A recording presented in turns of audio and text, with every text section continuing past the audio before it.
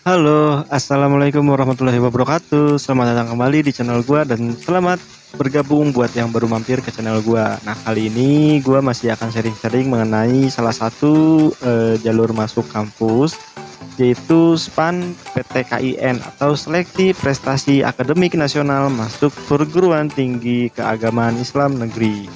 Oke, kita langsung aja.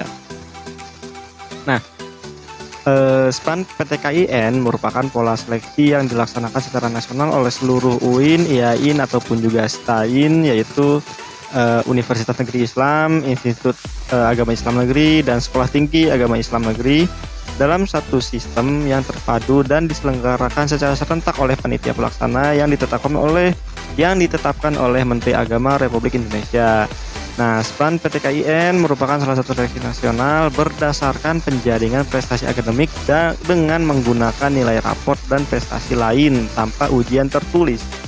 Jadi kalau sebelumnya UMPTKIN itu bisa dikatakan SBM-nya untuk kampus Islam negeri, lalu SPAN PTKIN ini bisa dikatakan adalah SNM-nya untuk kampus Islam negeri. Nah, oke, kita lanjut. Syarat mengikuti SPAN PTKIN. Jadi teman-teman di sini adalah kelas terakhir ataupun kelas 12 di lulusan pada saat itu. Jadi nanti buat yang tahun 2022 itu pasti yang kelas 12-nya gitu kan, mengikuti nomor induk siswa nasional NISN, memperoleh rekomendasi dari kepala sekolah ataupun dari madrasah, serta memiliki kesehatan yang memadai sehingga tidak mengganggu kelancaran proses nanti pembelajaran dan juga proses pendaftaran. Oke, lanjut. Nah, SPAN PTKIN merupakan seleksi nasional berdasarkan penjaringan prestasi tanpa ujian tulis. Lalu madrasah sekolah pesantren muadalah yang berhak mendaftarkan siswanya dalam SPAN PTKIN adalah madrasah sekolah yang terakreditasi dan pesantren muadalah yang secara sah memperoleh izin penyelenggaraan pendidikan dari pemerintah. Siswa yang berhak mengikuti seleksi adalah siswa yang didaftarkan oleh kepala madrasah, kepala sekolah atau pesantren itu sendiri. Oke, nah ini teman-teman nanti bisa baca di sini gitu kan. Jadi enggak sembarang sekolah, enggak sembarang pesantren bisa mengikuti jalur ini. Teman-teman nanti mungkin kalau kita di sekolah biasa itu ada yang disebut dengan guru BK ya. Kalau gue jujur kurang tahu ada enggak ini kalau di pesantren itu kan yang namanya guru BK gitu. Nah, itu teman-teman nanti bisa aja tanya ke guru teman-teman, ke ustadz teman-teman kayak Pak atau Bu, sekolah kita atau nanti kita itu bisa nggak ikut SPAN PTKIN gitu loh. Jadi nanya dulu, kalau bisa nanti teman-teman baru memiliki kesempatan untuk ikut. Hanya saja tidak semua dari teman-teman bisa mengikuti jalur ini. Oke. Nah, ini nanti teman-teman bisa baca sendiri seperti biasa. Link download untuk PPT-nya akan akan disediakan di link deskripsi.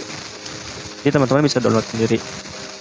Gue akan memfokuskan sekali lagi nih ya, akan memfokuskan ke beberapa hal yang mungkin bisa dikatakan penting. Pertama, untuk mengisi segala formulir apa segala macam, teman-teman harus teliti. Sekali lagi, jadi diri teman-teman harus dalam keadaan yang segar, keadaan yang fresh, supaya teman-teman bisa lebih teliti dan untuk meminimalisir adanya sebuah kesalahan. Lalu untuk program studi ataupun nanti kampus yang teman-teman pilih gitu, sekali lagi pilihan 1 dan pilihan 2 diusahakan berbeda dalam tingkat keketatannya ataupun juga ya kepopulerannya itu berbeda gitu. Pilihan 1 yang populer, yang keketatannya lumayan tinggi itu silakan. Nah, di pilihan kedua itu harus diturunkan yang sedikit tidak populer dan keketatannya juga sedikit lebih rendah dibandingkan yang pilihan 1.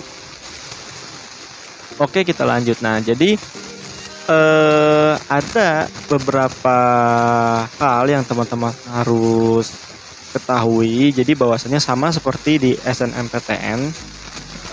Kalau di sana kita kenal dengan istilah perankingan paralel, gitu kan. Jadi teman-teman nanti di sini akan di pemeringkatan secara satu sekolah, gitu kan.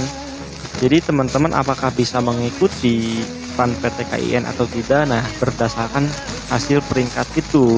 Jadi kalau teman-teman nanti bisa, ya teman-teman nanti akan mendapatkan sebuah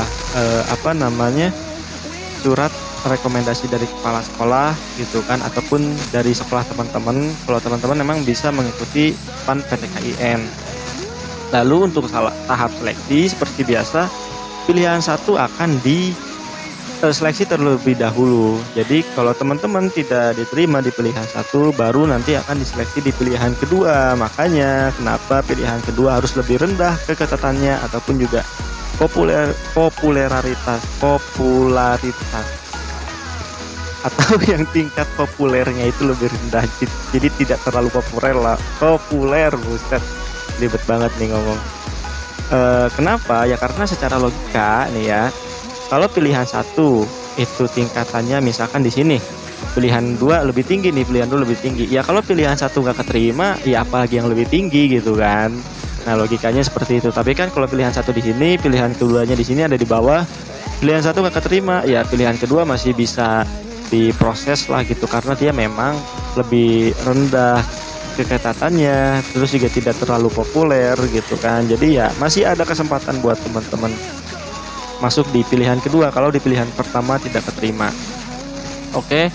Nah, mungkin untuk PAN PTKIN udah selesai, tidak terlalu panjang, gitu kan penjelasannya. Hanya saja sekali lagi nanti untuk jalur ataupun alur pendaftaran, ya untuk sekarang teman-teman bisa baca dulu aja sehingga nanti ada gambaran sedikit lah, gitu.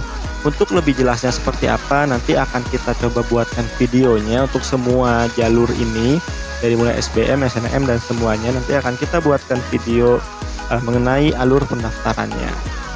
Oke, untuk pertemuan kali ini cukup sampai di sini.